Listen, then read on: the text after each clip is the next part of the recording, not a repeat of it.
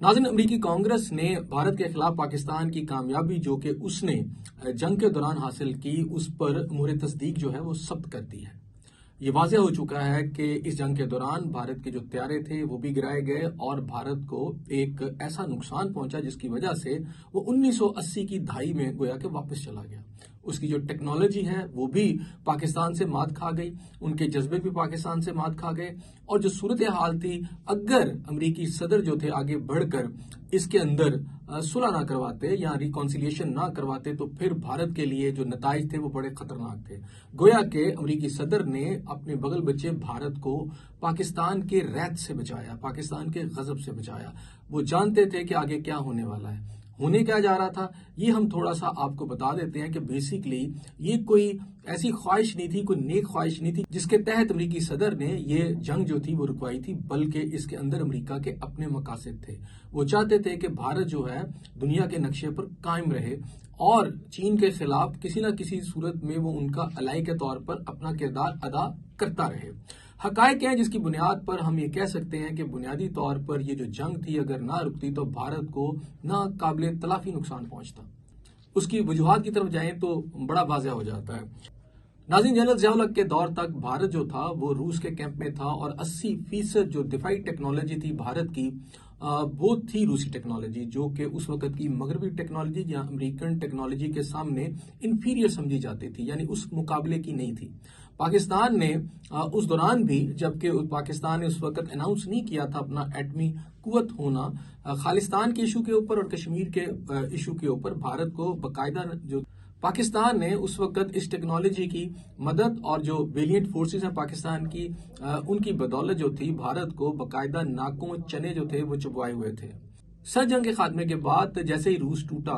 तो भारत को टेक्नोलॉजी की तब्दीली का ख्याल आया और टेक्नोलॉजी की तब्दीली के लिए उसने भी मगरब की तरफ हाथ बढ़ाया और अमेरिका के साथ राब्ते किए। लेकिन इस टेक्नोलॉजी को बदलने के लिए उसको कम से कम $30 बिलियन की जरूरत थी। अच्छा, अगर ये $30 बिलियन उसको मिल भी जाते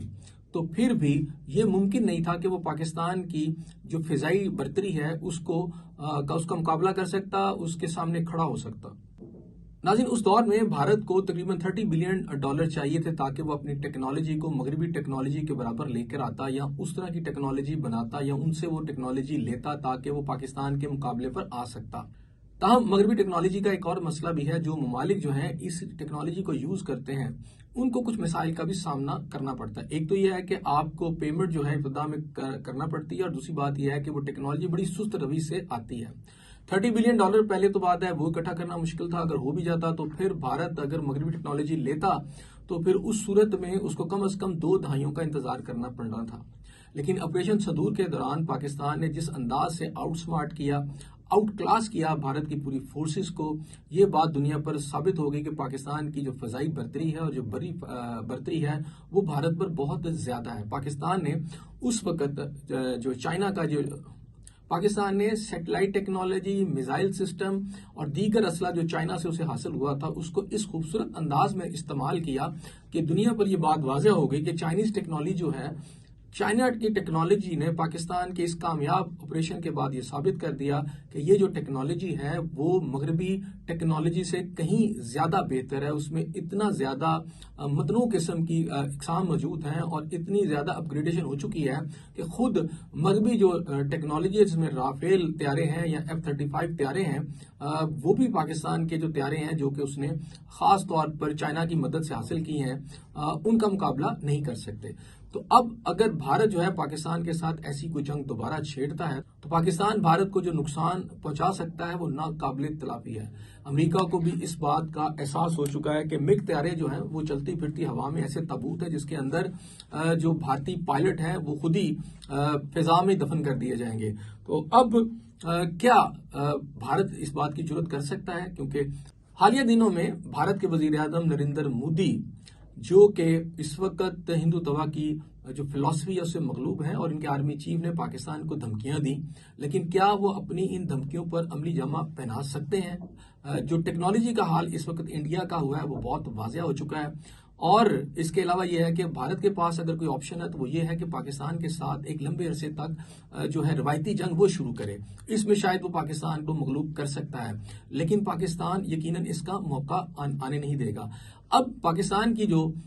کارکردگی ہے، پاکستان کی افواج کی، پاکستان کی جو بہادر آرمی ہے اور پاکستان کی جو بہادر فضائیہ ہے اور پاکستان کی جو بہادر بحریہ ہے، اس نے جس طرح جو آپریشن سندور کے دوران ان کی واٹ لگائی ہے، اس کی وجہ سے پوری دنیا میں ان کی مقبولیت جو ہے وہ بہت بڑھ گئی ہے. اب صورتحال یہ ہے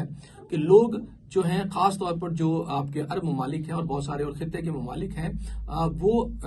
اس وقت مغربی ٹیکنالوجی کی بجائے پاکستان کی طرف دیکھ رہے ہیں اور پاکستان کے ساتھ ساتھ چائنا کی طرف ان کی توجہ ہے اور دفاع کے طور پر پاکستان کو ایک مضبوط وہ برادر ملک سمجھتے ہیں. اس میں خاص طور پر آپ مصر کی بات کر لیں، آپ اردن کی بات کر لیں، آپ آذربائیجان کی بات کر لیں، آپ ترکیہ کی بات کر لیں، تو یہ تمام ممالک ہیں جو پاکستان کے ساتھ اس وقت سعودی عرب سمیت ڈیفنس معاہدات میں جو ہیں وہ شامل ہو چکے ہیں. اس وقت کراؤن پرنس جو ہیں سعودی عرب کے، خاص طور پر محمد بن سلمان جب آج امریکہ کے دورے پہ پہنچے تو ان کا جس طرح کا پروٹوکول دیا گیا ہے وہ بھی ناقابل نظیر ہے. اس کے پیچھے یہی کہا جاتا ہے کہ پاکستان کے ساتھ ڈیفنس معاہدے میں شامل ہونے کے بعد سعودی عرب کی عزت اور وقار میں پوری دنیا میں اضافہ ہوا ہے. امریکہ کو بھی انہیں وہ پروٹوکول دینا پڑ گیا ہے جو کہ امریکہ والے خود بھی نہیں سوچ رہے تھے. جہاں تک امریکہ کا تعلق ہے تو ڈونلڈ ٹرمپ نے ماضی میں بڑے تحقیر امیز انداز میں سعودی عرب کو یہ کہا تھا کہ یہ تو اپنی حفاظت امریکہ کے جہازوں اور فوج کے بغیر کر ہی نہیں سکتے اور ہم جتنے پیسے چاہیں گے ان سے لے لیں گے کیونکہ ہم ان کی حفاظت کر رہے ہیں. لیکن اب انہیں سمجھ آ گئی ہے کہ پاکستان